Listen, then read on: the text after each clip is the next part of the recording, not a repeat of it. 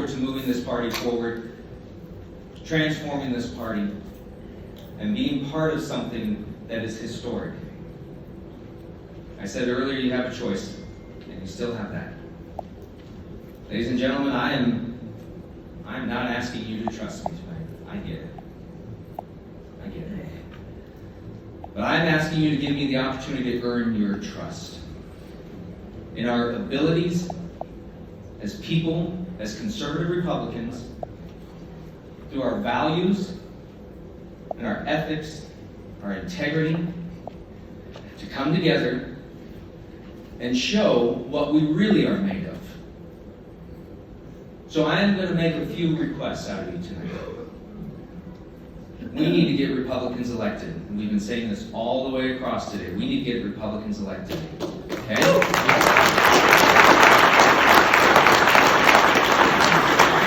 We need to get conservative Republicans elected that believe in our values.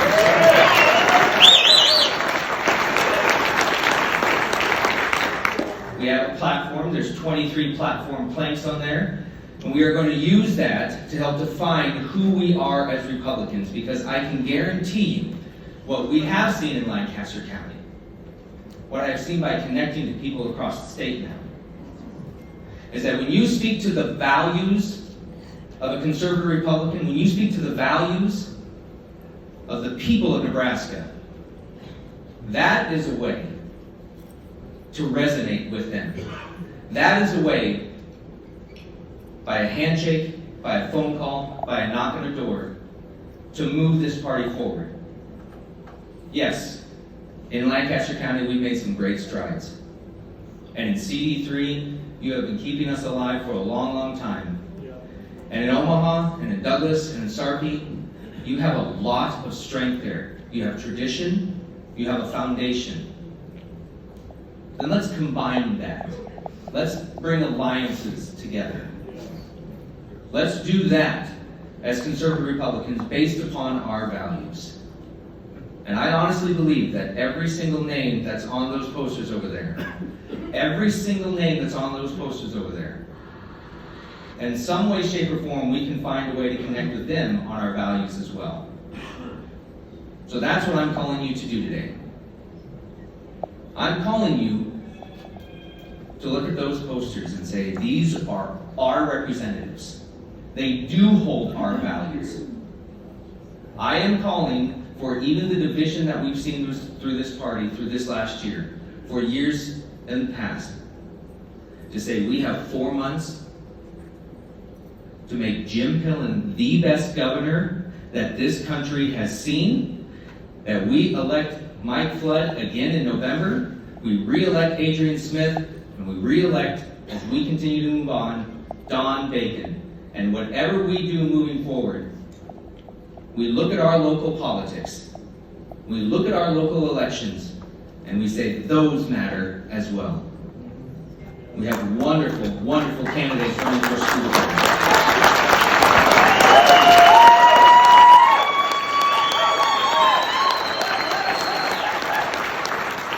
And sometimes fighting when you're completely outnumbered. And fighting for one thing, saying the same thing over and over again, their values. Fighting against the liberal agenda that has been out there coming in, crushing into Nebraska. We haven't even seen the worst of it yet, but we can defend against that. So I have promised that I'm going to be supporting our Republican candidates. I'm asking you to do the same thing.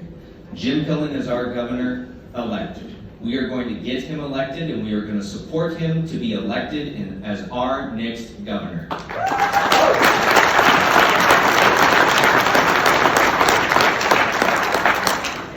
We have an endorsement process coming up here where we're looking at multiple legislative district races. We have a really solid legislative district candidates out there. These individuals, coupled with a very strong governor, over the next 4 years, with their legislative plans, can move mountains in Nebraska like we have never seen before. And we can end what we've been dealing with over the last 4 years of this constant amount of not able to pass our agendas. And we can get Roe versus Wade, that solution here. We can get constitutional carry here. Yes. We continue to move this forward.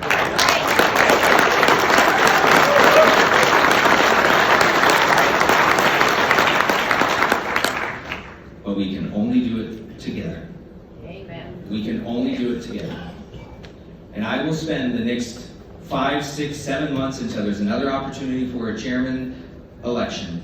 I will spend as much time as is needed with as many phone calls, with as many handshakes, as much coffee, and I will sit down and I will earn your trust to lead this party so that we can have the biggest red wave that Nebraska has ever seen.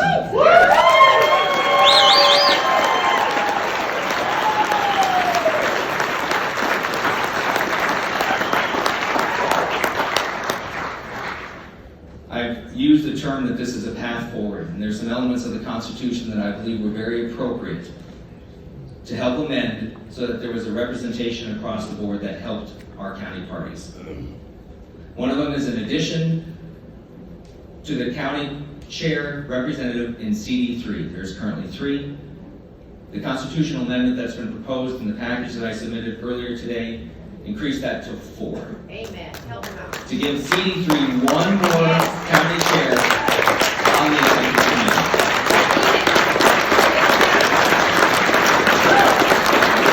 Because they've earned it, ladies and gentlemen. There's also a constitutional amendment that deals with our endorsement process. Yes.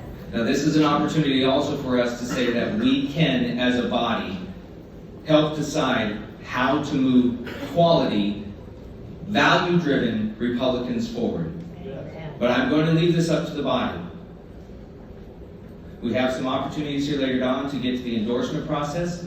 We have opportunities to approve these resolutions and to the amendments to the Constitution later on in the Central Committee. And we have still the opportunity tonight that we have the resolutions and the amendments that were gone through by a committee that worked for many, many weeks to prepare them for you.